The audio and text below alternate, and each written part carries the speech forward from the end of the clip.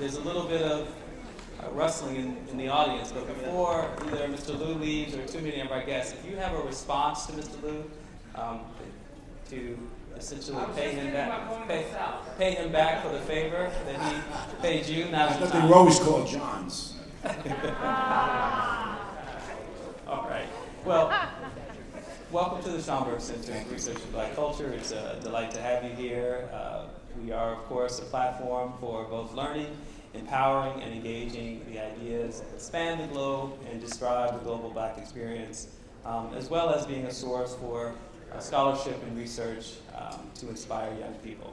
So we're excited to have and host the Mayoral Forum. I'm saying this in part for you, but also for those who have come in since the very beginning when we got started.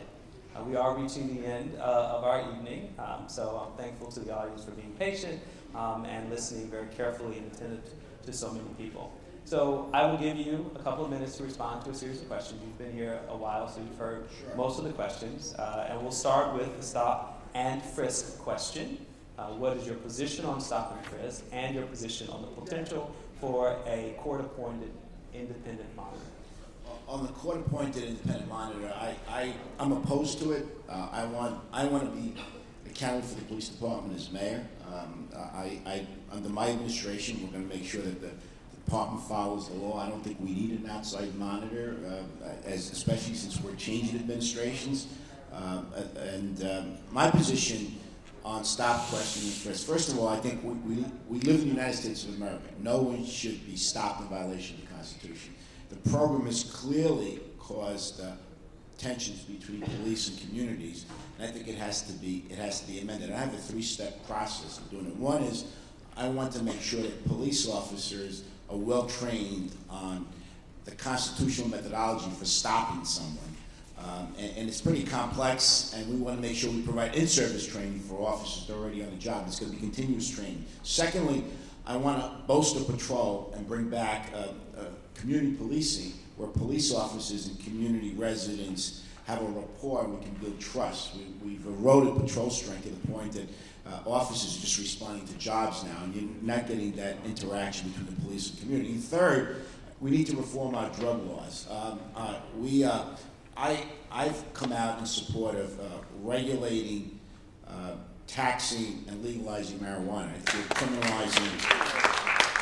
We're criminalizing a lot of young people, particularly people of color, for marijuana stops and arrests. As you know, the numbers are clear that many of the arrests after stops are for marijuana. And young people develop police records which follow them for life. So I am a big believer, and I'm going to use the bully pulpit to move in that direction. I don't agree with John that stops should be eliminated. I think I believe it's an irresponsible position. I've said that to John many times because let me give you a specific example. If a police officer or a radio car is stopped and somebody tells the officers they were just mugged, and they describe the assailant, they put the description over the radio. Another police vehicle sees somebody who fits that description, which is reasonable suspicion. Under John's viewpoint and guidelines, the officers can't even stop and question the person. They have to just drive away. So I don't think it makes any sense to eliminate it. I think it has, if it's used properly, if it's done constitutionally, it does reduce the chances that people carry guns in the streets of the city. But it can be done the way it's been done in the past, and those are the three things I put into place as mayor. So I'm going to add a layer of complexity to the response about it, simply because, unlike many of our candidates tonight, you have a more nuanced take on stop, question, and frisk. So in 2006, a state arbitrator held that the New York Police Department was in violation of New York law prohibiting the use and enforcement of quota requirements as to the amount of tickets or summons issued, finding that the New York Police Department, in fact, aggressively enforced an illegal quota system. Since then, individual police officers have acknowledged that the NYPD continues to enforce an internal quota system, and superior officers have been recorded referencing that system. Police Commissioner Kelly denies the existence of quota and says instead that NYPD relies on a set of productivity goals. However, the Patrolmen's Benevolent Association and other concerned parties, including researchers and academics, contend that the productivity goals are simply a euphemism for a quota system. What is your position on the legality of the NYPD's productivity goals? Well, I'm against quota systems. I think forcing officers to write summonses and stop people based on quotas is wrong. It's not going to be tolerated in my administration.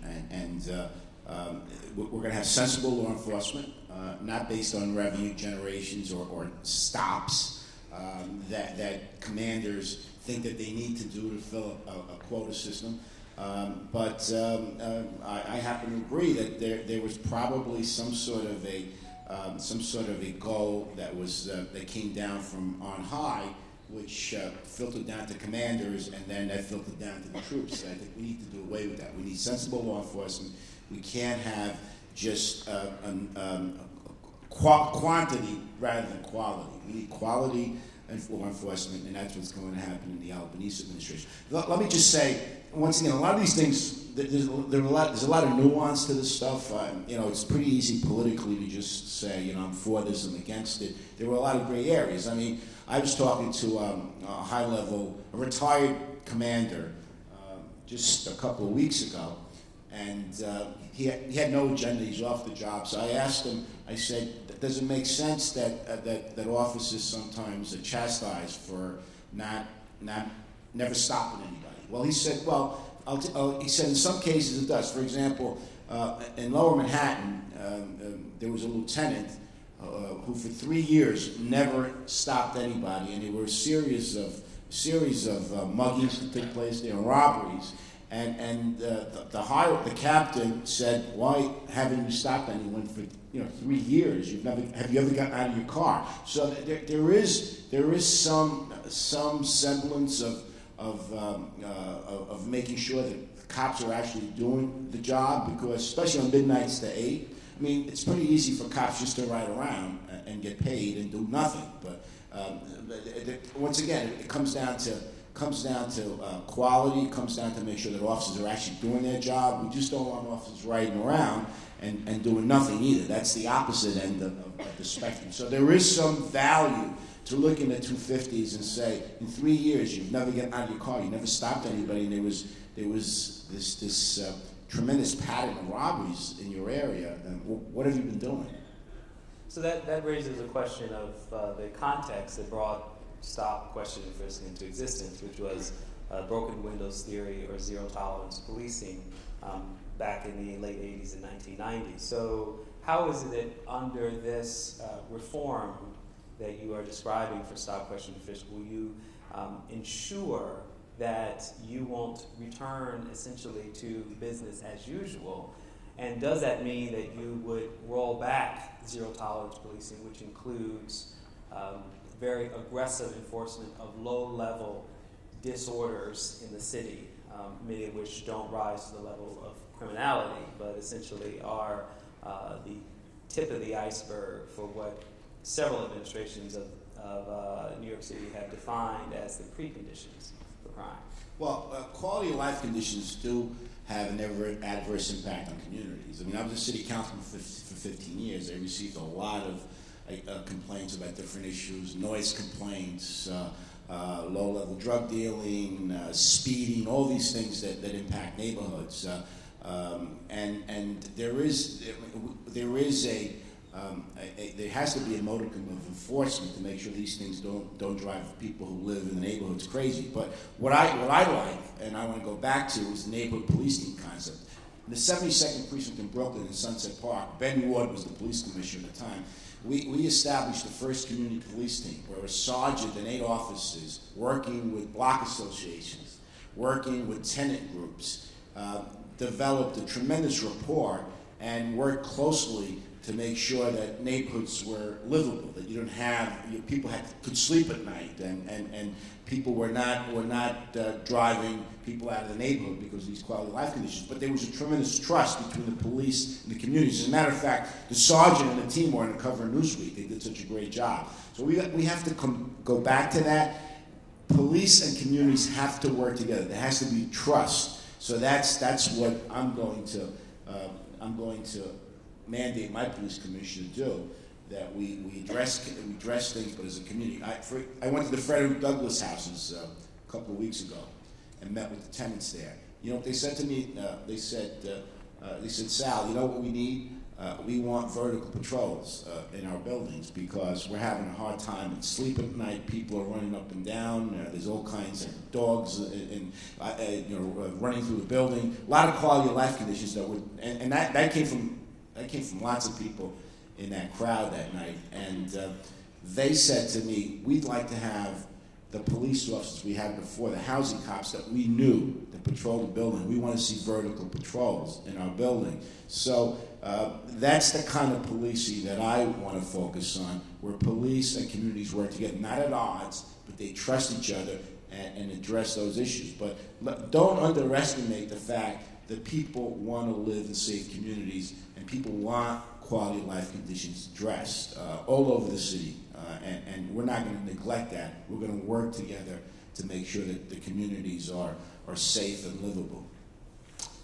I want to ask you one final question about policing. Again, I think in this particular context, you've given perhaps the most nuanced take on these particular challenges. Sorry about that. No, sorry. These are your ideas, the positions you hold, and so I think taking that to the final stage, we have sort of three constituencies who experience forms of policing that those constituents have said are deeply harmful to their communities. That is the LGBT community, the Muslim American and Muslim community, as well as young people in schools that have significant law enforcement presence. Right. So taking those three communities as the central concern, what is your position on the kind of law enforcement or remedies to protect against harmful actions by New York Police Department? Well, once again, in New York City, the police department has to have a relationship with all the LGBT community,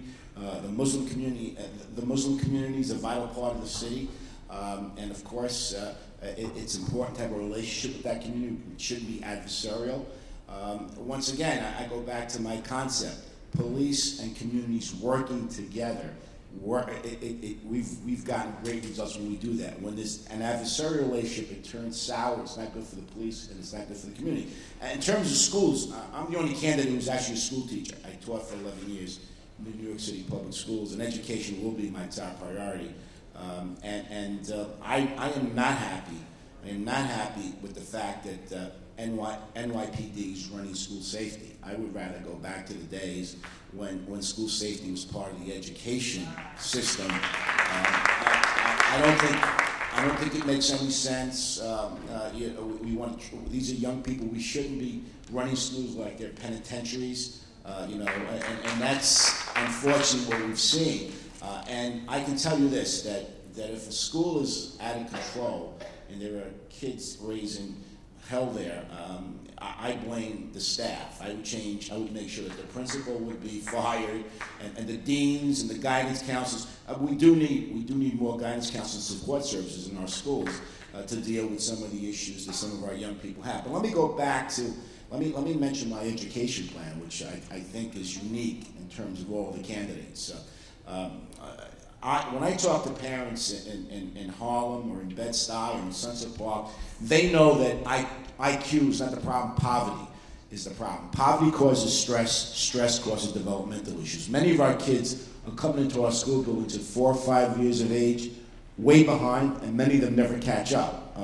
And what I want to do is create a department for early learning and establish pediatric wellness centers in low-income communities around the city where parents, teachers, and doctors work together from birth to 3. The first 3 years of the child's life are pivotal. These kids are coming into our school buildings, as I said, at 4 years of age, and I'm from pre-kindergarten I'm for all-day kindergarten, but we're missing the boat when we're not addressing birth to 3.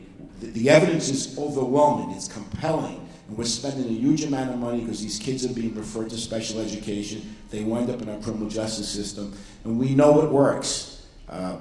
And I visited Jeff Canada's program up at the Harlem Children's Zone, and I think Jeff is a genius.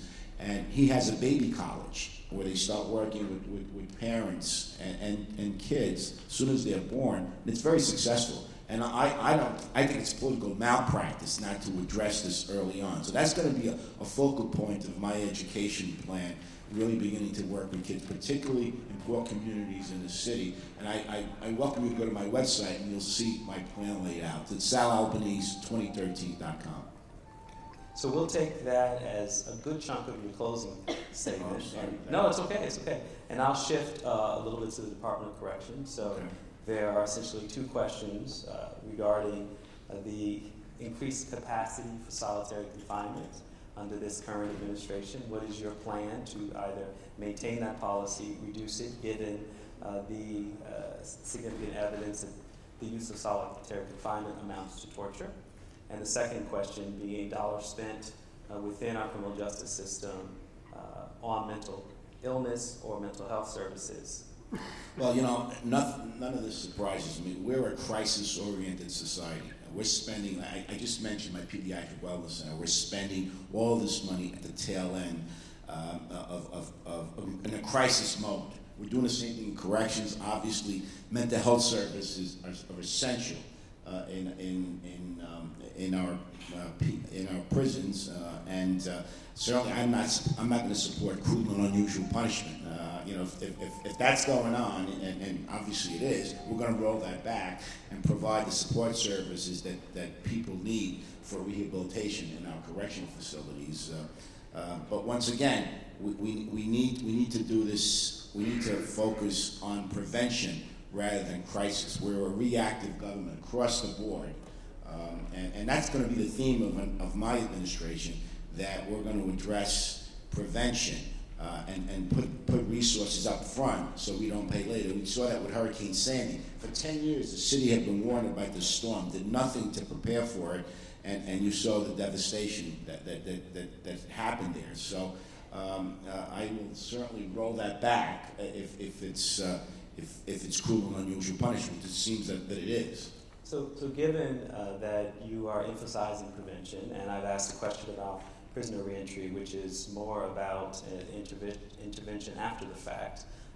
What kinds of preventive services will you support amongst the menu of possibilities, starting with pre-K education to summer youth programs that provide jobs, to a new deal for New York City in terms of the economic crisis that plagues many poor communities? It's a great question. I go back to my own background. I came here as an immigrant at the age of 8, and I grew up in where my mother raised us in a garden worker salad. My summer vacation was playing ball in the park. And the public schools, the libraries, the sports programs, the youth programs were all programs that elevated my family from the working class to the middle class. And I want to do the same thing for future generations of New Yorkers. I want to make sure our school buildings are open 7 days a week, that we have summer jobs programs for kids. All those things, by the way, not that expensive, and in the long run, they will certainly bear fruit. So I look at my own experience, what happened to my family, and I want to make sure that we do the same thing for future generations of New Yorkers. And all the things that you mentioned are things that they're not frills, they're essential, especially in poor communities of the city. I think it's tragic that our school buildings are not open on weekends, and they're not open at night. I mean, that's what I did as a kid. And I want to restore that and make sure that we have opportunities for young people, for education, for jobs. I also believe that we need to create living wage jobs in the city. One of my proud accomplishments as city council members, I authored the city's first living wage law, which impacted 70,000 workers and put $3 billion in their pockets. That was in 1996, and we were paying those workers $12 an hour I've been in the private sector 15 years. I come back and we're debating a $9 an hour minimum wage, which is tragic. So we need to raise the minimum wage, index it to inflation, use the city's contracting power to create jobs right here in New York City. Why can't we build subway cars here and taxis and buses that we buy from other places? We have tremendous leverage that we're not using for city residents.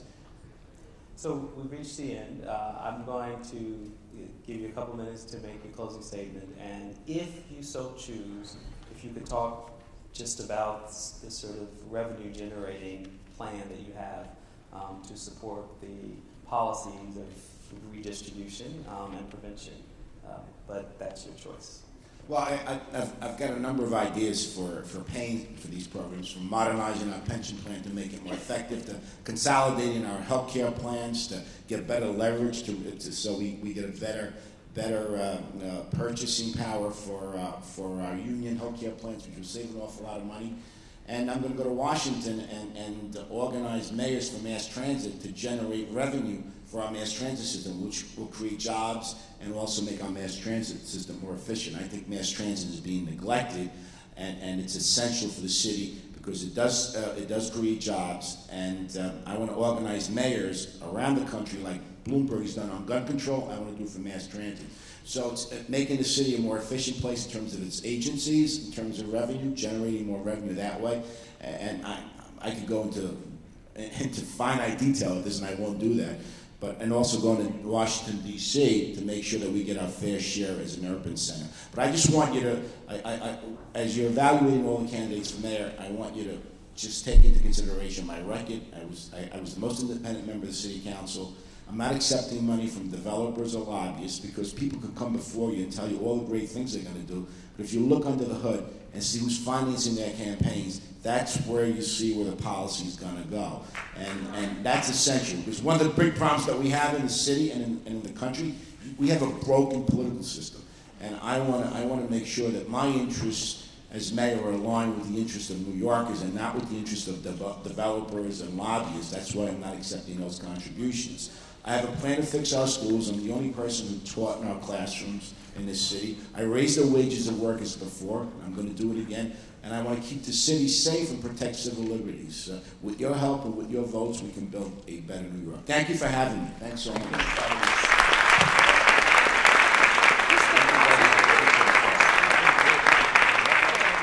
a very quick update. We want to